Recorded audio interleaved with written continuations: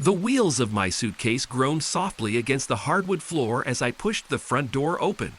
The house was silent, the kind of silence that feels almost too heavy, laden with expectation. I had just returned from a grueling 3-day business trip, and the exhaustion clung to my bones like a second skin. Yet, despite the weariness, a part of me buzzed with the anticipation of seeing Sally, my wife, after days apart. That anticipation, however, was short-lived. As I made my way to the bathroom, my mind preoccupied with thoughts of a quick shower before collapsing into bed, I stopped dead in my tracks. The toilet seat was up. It was such a small, seemingly insignificant detail, yet it felt like a punch to the gut. Sally had a peculiar aversion to the toilet seat being left up, a pet peeve that had become a running joke between us. She would often playfully chastise me, saying, "How hard is it to remember to put it down?" With a mock severity that always made me laugh. The laughter didn't come this time. Instead, a cold seed of doubt planted itself in my mind. I tried to shake it off, rationalizing that perhaps Sally had cleaned the bathroom and forgotten to put the seat down afterward. But the seed of doubt refused to be dislodged. It was then that I decided to confront Sally, seeking reassurance that my fears were unfounded. "Sally?" I called out, my voice echoing slightly in the quiet house. There was no response. I found her in the living room, curled up with a book. She looked up, her face breaking into a smile that didn't quite reach her eyes. "Hey, you're home early," she said, setting her book aside and standing up to greet me with a kiss. Her warmth should have eased my worries, but the nagging feeling persisted. "Yeah, we wrapped up sooner than expected," I replied, forcing a smile. "Hey, did you happen to use the guest bathroom today?" The seat was up. Her eyes flickered, just for a moment, and it was enough to confirm my suspicions. "Oh, that? I must have cleaned it and forgotten to put it down." "You know me," she laughed, but it sounded strained. I wanted to believe her, to laugh it off as a silly oversight, but the seed of doubt had already taken root, watered by memories of a past betrayal. My first marriage had ended in flames because of infidelity, and the scars from that experience had never fully healed. They itched beneath my skin, a constant reminder to remain vigilant. "Right," I said, the word feeling heavy in my mouth. "Must have slipped your mind." The conversation shifted to mundane topics after that, but the image of the toilet seat, innocuous as it seemed, stayed with me. It was a small detail, but in the grand tapestry of a relationship, I had learned that it was often the smallest threads that unraveled first. As Sally chattered about her day, I found myself nodding along, my mind racing. The doubt had morphed into suspicion, a shadow that loomed over the remnants of the evening. I knew then that I needed answers, even if it meant uncovering truths I wasn't ready to face. The decision to hire a private investigation firm wasn't made lightly, but as I lay in bed that night, staring at the ceiling, I realized it was the only way to quell the storm of doubts swirling inside me. The days that followed were a masterclass in emotional turmoil. Each morning, I would wake up with the resolve to trust Sally, to believe in the life we had built together. Yet, as the sun set, so did my resolve, leaving me in the grip of suspicion and fear. I couldn't shake the image of the toilet seat, nor could I ignore the gnawing feeling that something was amiss. It was a constant undercurrent, a whisper in the back of my mind that refused to be silenced. I decided to confide in my closest friend, Mark, over drinks at our usual spot. Mark had been through the trenches with me, especially during the fallout of my first marriage. He was a sounding board, a voice of reason amidst the chaos of my thoughts. "I don't know, Mark," I began, swirling the amber liquid in my glass. "It's probably nothing, but I can't shake this feeling." The toilet seat, her reaction. It feels like déjà vu. Mark listened intently, his expression one of concern. "You're probably just overthinking it." "Sally's not her," he said, referring to my first wife. "But if it's eating you up this much, maybe you should just talk to her about it." I did, but it's not just that. It's everything. The late nights, the vague explanations. I feel like I'm losing my mind. I admitted, the weight of my fears making my voice sound foreign to my own ears. Mark sighed, placing his glass down. "Look, if you're this worked up, why not just get some peace of mind? Hire a PI, if you must. At least then you'll know for sure, instead of torturing yourself with what ifs. The idea of hiring a private investigator felt like crossing a point of no return. Yet the part of me that needed answers, that needed to know I wasn't being made a fool of again, clung to the suggestion. The decision to hire the private investigation firm was made in a haze of desperation and a thirst for the truth. I remembered dialing the number, my hands shaking slightly as I awaited an answer. The voice on the other end was professional, detached, and it offered a strange sort of comfort. I need someone to look into, a personal matter. I found myself saying, the words tasting like ash in my mouth. We specialize in discretion and thoroughness. What exactly are we investigating? The voice inquired, a hint of curiosity lacing the professional tone. It's my wife.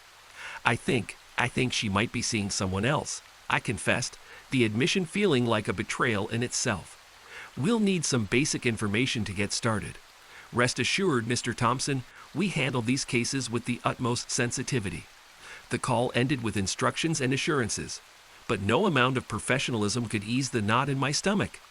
I had taken the first step down a path that could lead to the end of my marriage, and the gravity of that decision weighed heavily on me. In the days that followed, I found myself watching Sally with a mixture of love and suspicion. Every smile, every touch, felt like a puzzle to be solved, a clue to be deciphered. The woman I had vowed to spend my life with had become a mystery, and I was both detective and victim in this twisted game. Is everything okay, love? You've been distant, Sally asked one evening, her brow furrowed in concern. I forced a smile, hating the charade but seeing no way out. Just work stress. You know how it is. It'll pass. As she nodded and went back to her book, I couldn't help but wonder if this was the last semblance of normalcy we would share. The shadow of doubt had crept into our home, a silent intruder that threatened to tear everything apart. And I, in my quest for the truth, had willingly let it in. The days turned into a week, and each passing moment felt like wading through a fog of uncertainty. The investigation I had set in motion was a specter that haunted my every thought, a constant reminder of the chasm that had opened up between Sally and me. I found myself oscillating between hope and despair, wishing for both truth and ignorance in the same breath. One evening, as I sat in my study pretending to be absorbed in work, the phone rang, slicing through the silence like a knife. My heart leaped into my throat. I knew before answering that it was the call I had been both dreading and longing for. Mr. Thompson, we've completed our preliminary investigation. The investigator's voice was neutral, giving nothing away. And I pressed, my voice barely above a whisper. There have been findings. Would you prefer to discuss this over the phone, or would you like to meet in person? In person, I managed to say, a sense of finality settling over me. The hours until our meeting stretched on interminably, each tick of the clock a heavy footstep towards an unknown verdict. When the moment finally arrived, I was a bundle of frayed nerves. The investigator laid out the evidence before me. Photographs, timestamps, locations. The truth was undeniable, irrefutable. Sally was having an affair. I sat there, surrounded by the shattered pieces of my trust, trying to process the enormity of the betrayal. The drive home was a blur, the world outside the car window distorted through the lens of my shock and grief.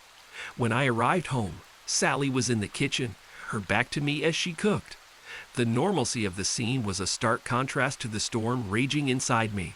"Sally, we need to talk," I said, my voice steady despite the turmoil I felt. She turned, a smile on her face that faltered when she saw my expression. "What's wrong?" I took a deep breath, the evidence from the investigator heavy in my pocket. "I know about him," I said simply. For a moment, there was silence, a pregnant pause in which the world seemed to hold its breath. Then the dam broke. "Sally, why?" The question was a plea, a search for understanding in the wreckage of our marriage. Tears filled her eyes, and she looked away. "I was lonely," she began, her voice a mere whisper. "You were always working, and I felt like I was living in the shadows. He made me feel seen." The confession was a knife, each word twisting deeper into my heart. "But why didn't you talk to me? We could have worked through this, Sally. We could have tried." I wanted to, but I was afraid. Afraid of losing you, of facing the truth that maybe we weren't as happy as we pretended to be, she admitted, the tears now streaming down her face. The conversation that followed was a deluge of emotions, a mix of anger, betrayal, sadness, and surprisingly, understanding. We talked for hours, laying bare the unspoken truths and hidden resentments that had festered beneath the surface of our marriage. In the end, the unraveling of our relationship laid the foundation for a new beginning. The path forward was uncertain, fraught with the challenges of rebuilding trust and mending a bond that had been severely tested. But for the first time in a long while, there was a glimmer of hope, a chance for redemption and healing. The journey of reconciliation would be long and arduous, but as we sat there, amidst the ruins of our past mistakes, I realized that the first step towards healing was understanding, forgiveness, and the willingness to start anew. In the wake of our heart-wrenching confrontation, Sally and I found ourselves at a crossroads. The revelation of her affair had torn the fabric of our marriage, but in its place, a fragile thread of hope emerged. We agreed on seeking couples therapy, a mutual commitment to mend what had been broken. Yet the road to recovery was marred by the shadows of distrust and the remnants of betrayal. It was during these tumultuous times that I stumbled upon an unexpected twist. The investigator I had hired to unveil Sally's secret had left a loose end, a detail that had initially seemed inconsequential, but now glimmered with the potential of a counterplot. It was a name, a connection to someone from my own past, someone who had once vowed to upend my life. Alex. Alex had been a friend, or so I had thought, until his true colors were revealed in the wake of my first marriage's demise. His betrayal had been a bitter pill, and now his name resurfaced, linked to the very person Sally was involved with. The coincidence was too stark to ignore, and a plan began to take shape in my mind. I needed to confront Alex, to understand his role in this intricate web of deceit. The opportunity presented itself one evening when I knew he frequented a local bar. I found him there, as expected, nursing a drink in the dimly lit corner of the establishment. "Alex," I greeted, my tone neutral as I approached. He looked up, surprise flickering across his features before settling into a wary smile. "Well, if it isn't the man of the hour. To what do I owe the pleasure?" "I think you know why I'm here," I said, sliding into the seat opposite him. "It's about Sally and your friend." Alex's smile faltered, a flicker of guilt passing through his eyes before he masked it with a shrug. "I don't know what you're talking about." "Don't play dumb, Alex. I know you introduced them. What I want to know is why. Why target my marriage? What did you hope to gain?" The questions poured out, fueled by a mixture of anger and a desperate need for answers. For a moment, Alex was silent, his gaze fixed on his drink. Then he sighed, the fight draining out of him. It wasn't supposed to go this far. It started as a joke, a way to get back at you for the past. But things, they got out of hand. "A joke?" I echoed, incredulity lacing my voice. "You call wrecking my marriage a joke?" I know it sounds bad. I didn't think she'd actually go through with it. I thought it would just be a harmless flirtation," Alex admitted, his voice tinged with regret. The revelation was a gut punch, the idea that my life could be upended as part of a petty vendetta. Yet, as I sat there, listening to Alex's half-hearted apologies and excuses, a sense of clarity began to settle over me. This wasn't just about revenge or uncovering betrayals. It was about understanding the fragility of human connections and the power of forgiveness. Sally and I are trying to work through this, to rebuild what's been broken. I said, the words feeling both heavy and liberating. I came here looking for answers, maybe even for someone to blame. But I realize now that holding on to this anger, this need for retribution, won't help us heal. Alex looked at me, a mix of surprise and respect in his eyes. "I'm sorry, truly. I never wanted to hurt you like this." "I know," I replied, standing up. "Just stay out of our lives, Alex. We have a lot to work through, but it's our battle, not yours." As I walked away, leaving Alex and the tangled web of his machinations behind, I felt a weight lift off my shoulders. The path ahead with Sally would be fraught with challenges, but I was ready to face them, armed with a newfound understanding of forgiveness and the resilience of love. Our counterplot wasn't one of revenge or retribution, but of rebuilding and renewal, a testament to our commitment to turn pain into a foundation for a stronger, more honest relationship. The weeks following my confrontation with Alex were marked by a profound introspection for both Sally and me. Our home, once a battlefield of silent treatments and unspoken grievances, began to transform into a sanctuary of healing and open communication. The journey was far from linear, fraught with setbacks and moments of vulnerability that tested our resolve. Yet it was these very trials that fostered a deeper understanding and connection between us. One evening, as we sat on the porch watching the sun dip below the horizon, painting the sky in hues of orange and pink, Sally broke the comfortable silence that had settled between us. "Do you think we can ever go back to how things were?" Her voice was soft, tinged with a vulnerability that pulled at my heartstrings. I turned to look at her, the fading light casting shadows on her face, highlighting the worry etched in her features. "I don't think we can, or even should, try to go back," I said, reaching for her hand.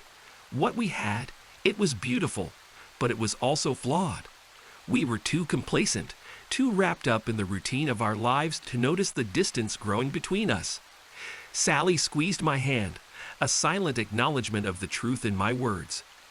"I'm scared," she confessed, her eyes meeting mine. "Scared of failing, of not being able to rebuild what we've lost." "I'm scared too," I admitted, the weight of our shared fears momentarily overwhelming. "But I think that's okay. It means we care, that what we're fighting for is worth the risk." A tear escaped Sally's eye, and I reached out to wipe it away gently. "I'm sorry for the pain I caused you," she whispered, her voice breaking. "And I'm sorry for not being there when you needed me," I replied. The mutual acknowledgement of our failings a balm to our wounded hearts. We sat in silence for a while, each lost in our thoughts, reflecting on the journey that had brought us to this moment. It was a path paved with heartache and betrayal, but also with love and forgiveness. As the night drew in, wrapping the world in its quiet embrace, I realized that our relationship was like the sunset before us, beautiful, fleeting, and ever-changing. It was a reminder that nothing remains static, that every ending is a precursor to a new beginning.